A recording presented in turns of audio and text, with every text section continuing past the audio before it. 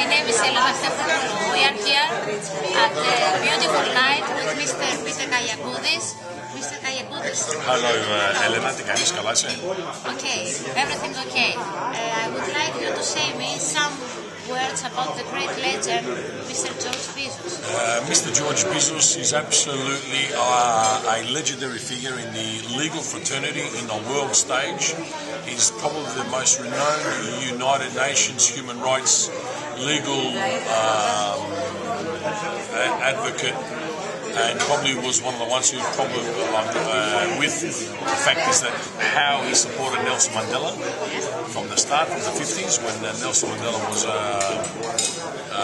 charged with treason, and he defended him under a lot of pressure from the white supremacist or the apartheid government, and he stood his ground. And Mr. Bizos said no, he will defend him because it's as a human, it was his legal right to have the best defence he could have.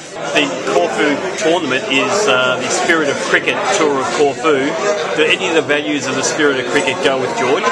Yes, definitely, because Mr. Bizos has now sprung to fame once again when apartheid collapsed, and Mr. Bizos has been the ANC legal representative in all the constitutional matters and appeal court matters, and also the fact that there was a truth and reconciliation meeting where all apartheid activists, people who committed certain crimes against humanity, were brought forward in front of a committee, and Mr. Bizos was the one that cross-examined people, and if they came clean and admitted to their crimes during apartheid, they were pardoned.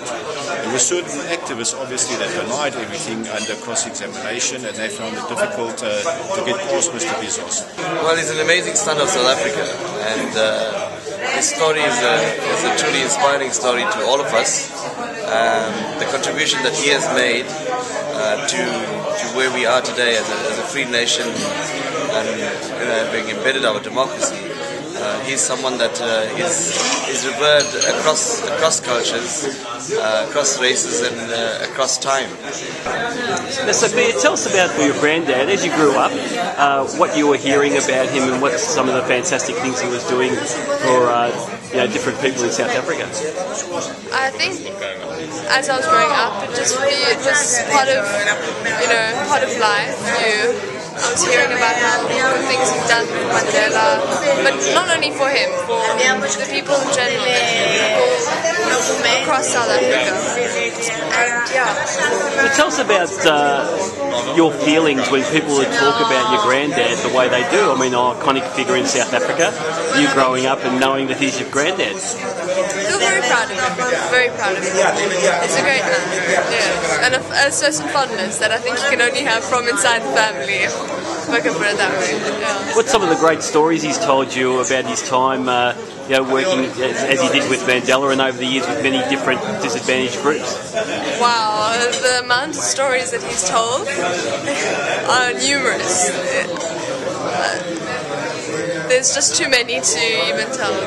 I can't compete. None of them can compete for the best story. Thanks for joining us, Mr. Bizos. What's it like having a cricket tournament named after you in Greece, Corfu? I am flattered, but I must confess that I have never played cricket, but I am a great spectator. Well, you've invested a lot of your own life in helping underprivileged kids and disadvantaged kids in the area of Johannesburg and also in South Africa, amongst other things. What motivates you these days to keep on doing the terrific work you're doing and you have done in the past? I am a believer that the spirit of heroism belongs to everyone and not just to us. And this is why the school is an open school. And I was very excited when I was told by Ron that Saheti cricketers have formed a partnership with the Johannesburg club playing cricket. I thought that it was a wonderful idea, and I met the delegation from Corfu at the school. They asked to see me, and I appreciated very much that 3 busy people came all the way to South Africa to persuade Sahiti School to take part in this tournament. Obviously, your name is synonymous with the times with Nelson Mandela. Obviously, you represented him during his hard times, and obviously remained a good friend of his to this day. Do you ever get sick people asking you questions about Nelson Mandela, and what was it like knowing him and representing him? I have no objection to answering those questions. We have been friends since 1948. Students at the university, then as colleagues, and we work together in political cases, and then happily by having represented him with discharge in prison for life. We remain good friends.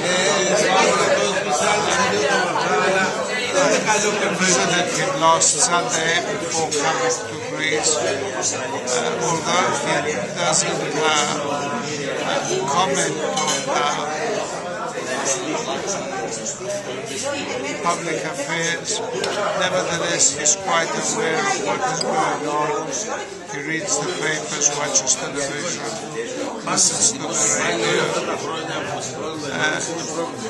He knew the troubles that Greece is going through. And his parting words to me was that I must tell the Greek people that South Africa is with them. If now you are invited from the Hellenic Cricket Federation and you are in Corfu in a cricket tournament that is called your name, if you want to send a message to Mr. Nelson Mandela, what that should be? Well, I will tell him that everybody wants to know not so much about me or anybody else, but everybody asks me about this great man. And he is, in fact, a modest man. He doesn't want to be regarded as a prophet or a saint or some extraordinary human being. He wants to be treated like an ordinary.